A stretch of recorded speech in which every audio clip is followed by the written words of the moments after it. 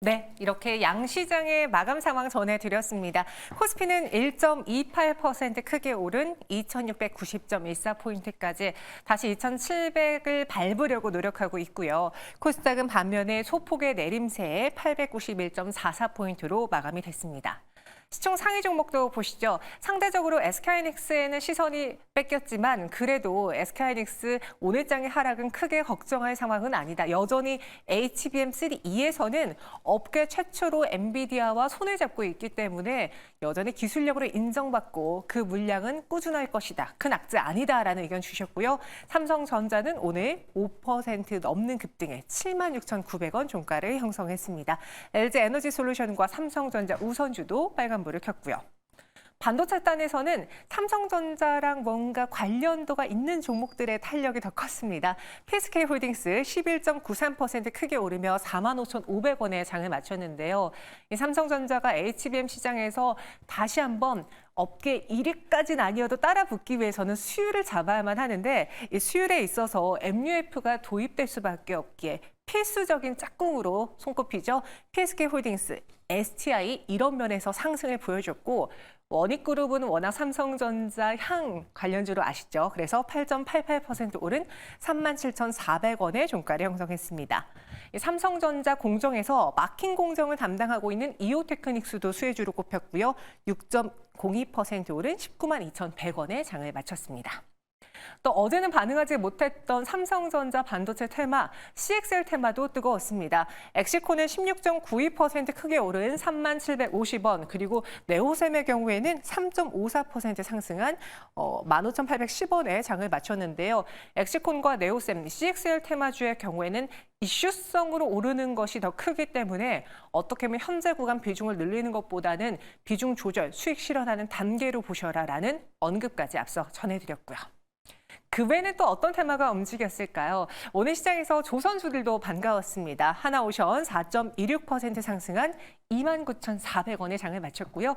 HD 현대중공업은 2.86% 상승한 125,800원의 장을 마쳤습니다.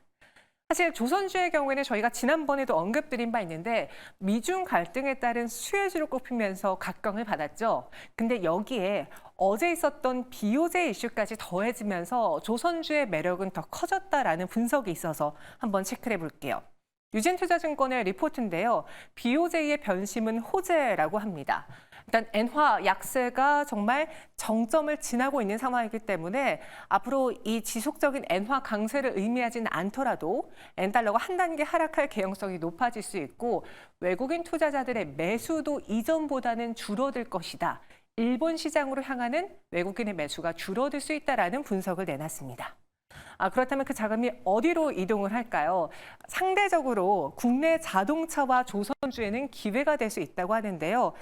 원엔 환율 상승 국면에서는 국내 자동차 업체 그리고 조선주들이 이전에도 강세를 나타낸 바가 있습니다. 대표적인 수출 기업이고요. 우리나라와 일본 간의 경쟁 구도를 갖고 있는 대표적인 산업이기도 하죠.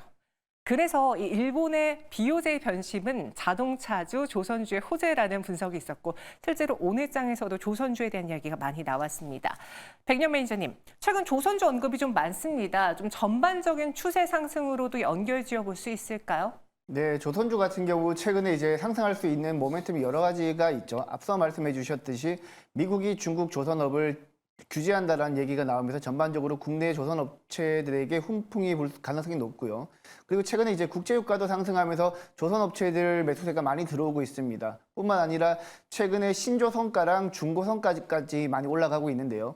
보통 신조선가는 뭐 일반적으로 계약을 하게 되면 2, 3년 후에 선박을 받기 때문에 2, 3년 후에 조선 시장이 좋아질 거라고 예상하면서 계약을 하는 건데 중고선가는 바로 계약을 체결하면서 바로바로 사용을 해야 되기 때문에 지금 현재 조선 업황도 굉장히 좋다. 해운 업황까지 전반적으로 좋다라고 보시면 될 것 같고요.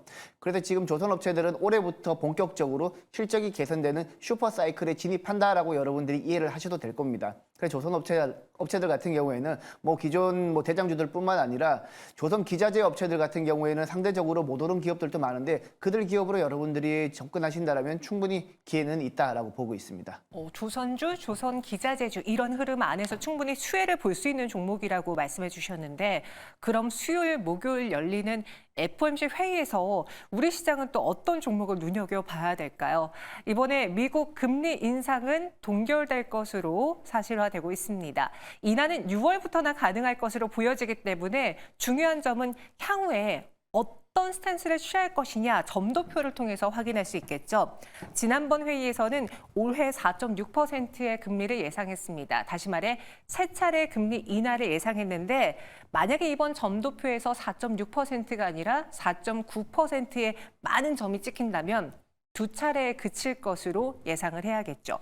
이렇게 됐을 때 시장이 어떻게 반응을 할까요? 일단 금리 인하 속도가 늦춰진다라는 우려 속에 최근 미 국채 금리는 올랐는데 오히려 간밤의 경우에는 BOJ 마이너스 금리에도 불구하고 국채 금리가 살짝은 내려왔습니다. 김웅태 매니저님, 네. 이러한 상황 속에서 FOMC 회의가 우리 시장에 미칠 영향, 앞서 BOJ의 경우에는 자동차랑 조선주 연결 지어봤잖아요. 네. FOMC 회의는 국내 증시에서 어떻게 연결지어 볼 수 있을까요? 사실 많은 분들이 걱정하고 계실 거예요. 이거를 점도표를 했을 때 금리 인하를 2번 할 것이냐, 3번 할 것이냐 이거를 놓고 이제 분불면이 나는데 의미 없습니다. 차라리 어차피 금리 인하를 하냐 안 하냐가 중요한 거지 이거를 2번 내리느냐 3번 내리느냐 어차피 내년도까지 넘어간다고 하면은 뭐 충분히 3번까지도 내려갈 수 있기 때문에 거기에 대해서 너무 연연해하지 마시고 그렇다고 해서 뭐 마냥 놔두고 보는 게 아니라 오히려 내일 만약에 점도표가 좀 높게 나와서 금리 인하를 2번 할 것이다. 그리고 파월 의장이 워낙에 또 강강하게 매파적 발언을 할 것이다라고 한다면은 거기에 대해서 우리가 가지고 있는 종목들에 대한 포지션을 다소 좀 바꿀 수는 있습니다. 어떻게 하냐면 비중을 좀 더 줄여나가는 것밖에 없는데요. 그렇다고 해서 종목들을 잘라서 가는 것보다 오히려 저점에서 매수하는 전략으로도 다시 한번 제시할 수가 있고요. 어제 한번 우리가 증시가 출렁이었던 것처럼 한번 선반영했다라고 보시면 좋을 것으로 보여지고 내일 만약에 주가가 한번 내린다 하더라도요. 다음날 금요일이라든지 다음 주부터는 다시 한번 반발 매수세로 저가 매수가 유입이 될 것으로 보여지기 때문에 그렇게 대응한다라고 하면은 오히려 내려오면은 그냥 관망하는 자세에서 시장을 좀 편안하게 보시고 올라왔을 때 추격 매수로서 더 사시면 좋을 것 같습니다. 점도표 변화에도 크게 시장의 방향성은 바뀌지 않을 것이다라는 의견입니다. 오히려 하락한다면 매수 기회로 보자라는 건데 백인현 매니저도 동의하시는지요? 무료 방송을 통해서 여러 가지 의견을 또 들어볼 수 있다고 들었는데요. 네, 뭐 제가 아침 8시마다 이 무료 방송을 진행하고 있는데 저 같은 경우에도 앞서 말씀하신 내용에 거의 동의하고 있습니다. 기본적으로 여러분들이 투자를 하실 때는 사실 우리 투자자 입장에서는 올해 기준금리 인하를 2번 할지 3번 할지 정확하게 예측하는 것은 사실상 불가능하다라고 보시면 됩니다. 투자하는 입장에서는 큰 방향성만 읽고 여러분들이 투자를 하시면 되기 때문에 일단 기준금리가 올해뿐만 아니라 내년에도 지속적으로 인하할 가능성이 매우 높다라는 점에 여러분들이 방점을 찍고 여러분들이 투자를 하신다면 일단 점도표가 생각보다 안 좋게 나오더라도 내일장 조정을 혹시라도 받게 된다면 오히려 악재 소멸로 여러분들이 적극적으로 공략할 타이밍이 아닐까 생각하고 있기 때문에 개인적으로는 오늘 종가 매수가 가장 적합했다라고 생각하지만 아니라면 여러분들이 내일 아침에 혹시라도 조정이 나올 때 그때 매수해도 늦지 않다라고 생각하고 있습니다. 네, 두 분 모두 다 시장의 조정을 오히려 기회로 삼아 보겠다. 만약에 좀 과하게 매파적으로 나온다면 비중 조정 정도의 후속적인 조치를 취하겠다라는 의견이었습니다. 또 오늘 시장에서 원전 테마도 볼까요? 왜 이 테마를 보냐면요. 저희가 전일 그런 이야기를 했어요. 만약에 시장이 불안정해진다면 다시 테마주가 판을 치지 않을까? 그중에서는 뭐 정치 테마주 이야기를 해봤고요. 오늘의 경우에는 감기와 관련해서 또 바이오 테마주들이 움직이고 있는데 실체 있는 테마로 접근하자라고 하면서 오히려 원전을 이야기하신 분들이 많아서 다시 점검해 보겠습니다. 두산 에너빌리티 오늘 장에서는 0.56% 하락한 17,740원의 장을 마쳤고요. 일진파워 역시도 2%의 내림세를 기록하며 12,340원의 장을 마쳤습니다. 그런데 이제는 원전 테마가 단순히 정책 테마로만 연결짓는 게 아니라 전력이 부족하다라는 걸로 연결 지어야 된다는 이야기가 많거든요. 김웅태 매니저님, 네. 원전준 테마에 대해서는 다른 테마랑 좀 비교하자라고 했습니다. 충분히 넥스트 돌파 가능하다고 보십니까? 네, 저는 당연히 넥스트 돌파 가능하다라고 봅니다. 네. 지금 최근 들어서 이 원전에 대해서 부각이 되고 있는데 원전을 큰 틀에서 놓고 본다라고 하면 정책주, 정치 테마주보다는 정책주라고 좀 편성을 해도 괜찮을 것으로 보여지는데요. 특히나 원전을 전반적으로 흐름을 보기보다는 SMR 관련된 소부장이라든지 관련 업종의 어떤 두산에너빌리티를 필두로 해서 후발주들이 같이 움직이는 모습을 보일 수가 있겠습니다. 이번에 빌 게이츠가 SMR을 6월 달에 새로 이제 짓겠다라는 이제 밝히면서 오늘 좀 또 다시 한번 부각을 나타냈는데요.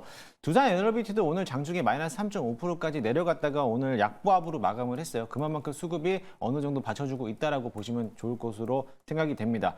얼마 전까지만 하더라도요, 이제 원전에 대해서도 전력 설비에 대해서 부족한 현상, 이제 변압기라든지 이런 게 많이들 부족할 거다라고 해서 원전을 더 지어야 된다라는 게 이제 마이크로소프트의 CEO가 했던 말인데요. 마찬가지로 지금 전력 설비를 위해서는 가장 빠르게 먼저 지을 수 있는 게 원전입니다. 하지만 원전을 지금 짓기에는 시간이 오래 걸리죠. 그렇기 때문에 SMR을 지금도 효율적으로 기업에서 좀 짓겠다라고 밝혔기 때문에 국내에서 유일하게 수혜를 받을 수 있던 게 두산에너빌리티가 대장을 가지고 있고요. 물론 후발주였던 BHI라든지 우진행텍들도 흐름상 자체가 좋기 때문에 충분히 그런 중소형 종목들도 같이 한번 보시면 좋겠습니다. 하지만 이 원전주들이 대장이 올라가면 후발주들이 반드시 올라가게 돼 있거든요. 얼마 전까지만 하더라도 G2파워라든지 일진파워들이 장중에 급등하는 모습을 본다라고 하면은 관련된 종목들 한신기계 뭐 이런 보성파워텍들도 함께 움직일 때는 같이 움직일 수 있는 모습이니까요. 그런 종목들도 같이 한번 보시면 좋을 것 같습니다. 단순 테마가 아닌 중장기 사업의 정책주다. 원전도 돌파가 가능하다라고